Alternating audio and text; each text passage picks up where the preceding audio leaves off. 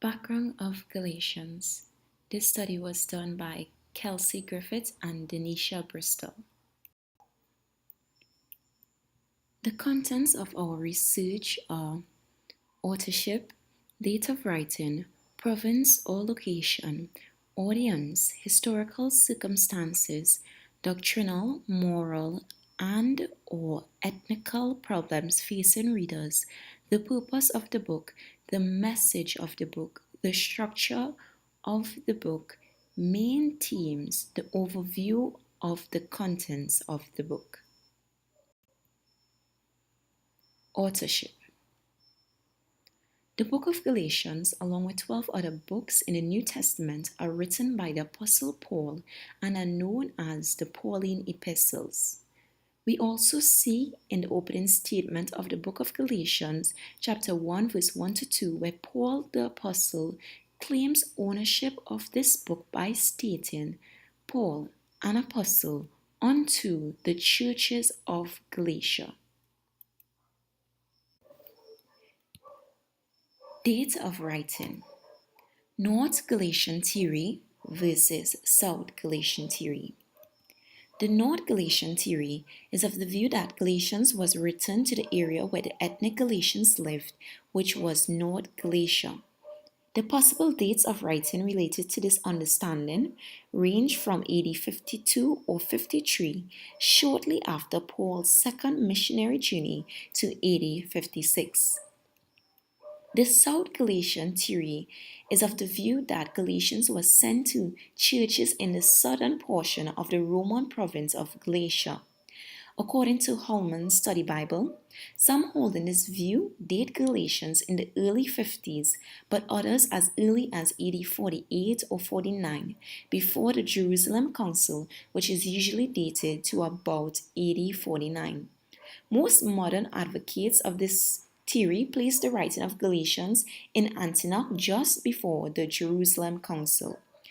So by the information that we've provided from the books that we've read, we see that there is no precise date given or provided for the writing of the book of Galatians. However, there are two theories that influence the date of writing as well as the province or location of the writing. Firstly, the North Galatian theory. Those of this view believe that the book of Galatians would have been written around AD 52 or 53.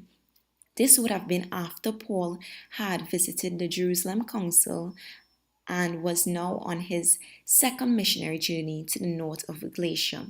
However, those who believe in the South Galatian theory, they date this book of Galatians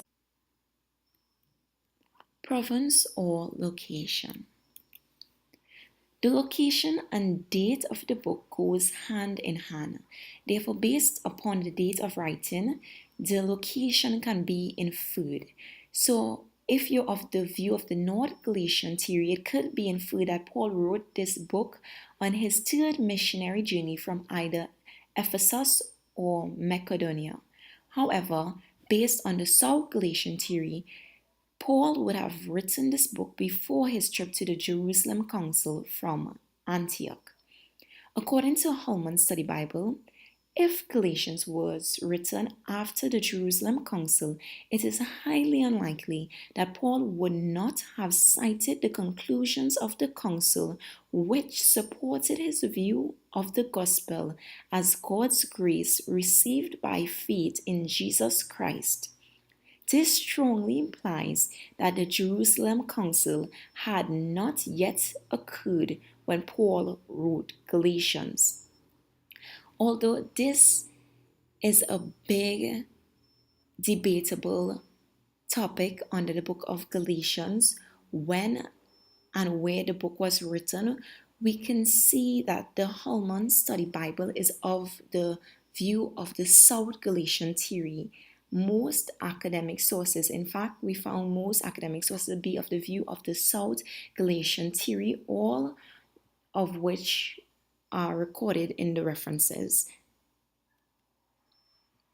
On the left side, we would see a view of the map of Galatia, and as well as an outline of Paul's first, second, and third missionary journey around the area for better understanding of the location. Audience. According to Galatians 1 verse 2, this book is addressed to the churches of Galatia. So although we're unaware as whether Paul wrote this to those living in south of Galatia or those from North Galatia, we know for sure that this book is addressed to the churches of Galatia, as the Apostle Paul himself said in chapter 1 verse 1 to 2, Paul, an apostle unto the churches of Galatia.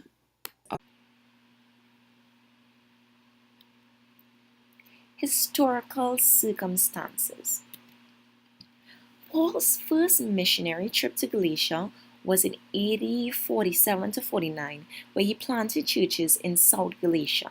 Somewhere around Paul's first missionary trip to South Galatia or his second missionary trip to north of Galatia, AD 52 to 53, was the book of Galatians written. The book was written mainly as a result of the Judaizers who seek to pervert the gospel of Jesus Christ by bringing legalism into church teachings. The Jews believed that the Gentile believers must observe the commandments of the Torah, especially the practice of circumcision, in order to confirm their conversion as followers of Jesus Christ. The presence of these Judaizers caused an uproar in the churches of Galatia, and as a result, Paul furiously addressed this issue to bring back order and truth to the gospel of Jesus Christ. Doctrinal, moral, and or ethical problems facing readers. One major problem facing the readers were that they were giving ear to Judaizers. Therefore, they were operating under the law rather than by the Spirit. And in doing so, they believed that they must keep the law of the Torah, mainly circumcision, in order to be a follower of Christ. According to Paul, the Apostle Paul seeks this act of circumcision as the Galatians deserting God and perverting the gospel of Christ. Paul also states that Paul's opponents, the Judaizers, and by extension the Galatians, attack his credibility and impugned his integrity. In other words, they didn't recognize Paul's authority as an apostle, which Paul states was not from men nor through man, but through Jesus Christ and God the Father who raised him from the dead. Galatians 1:1. Purpose of the book. The purpose of the book of Galatians was to address the theological predicament of the churches in Galatia, as well as to vindicate Paul's apostleship to the people there. In simpler terms, the purpose of this book is to defend both Paul's authority or character and the truth of the gospel of Jesus Christ. Message of the book. We are justified by faith through Jesus Christ and not by the law of Moses.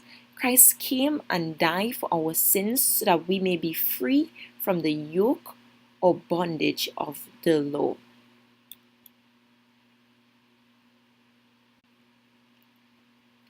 Structure of the book. All Paul's epistles follows the structure of a first century letter except the book of Galatians. A first century letter consists firstly of the author, whom the letter is being addressed to, a greeting, the element of thanksgiving or salutation, the main body, and a farewell.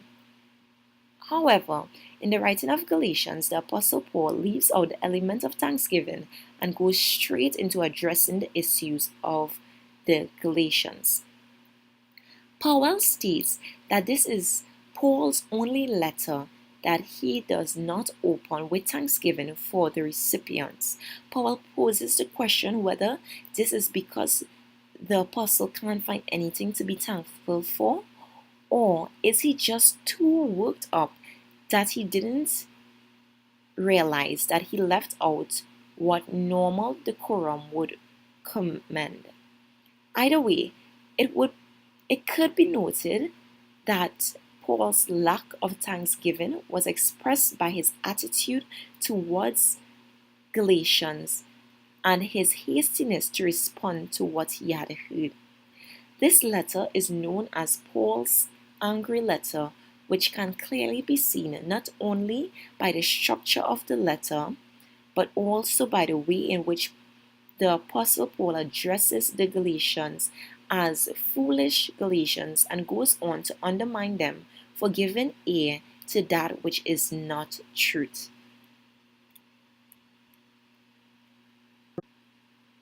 Main themes.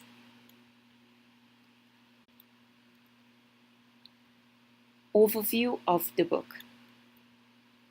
In the book of Galatians, Paul starts with a brief introduction, no more than 5 verses long. After this brief introduction, the Apostle Paul goes straight into addressing the false and doctrinal views of the Galatians. First, Paul begins his argument by defending his authority or apostoleship, which was being attacked by his opponents in Galatia. Grimaldi refers to this portion of Paul's letter as his biographical argument.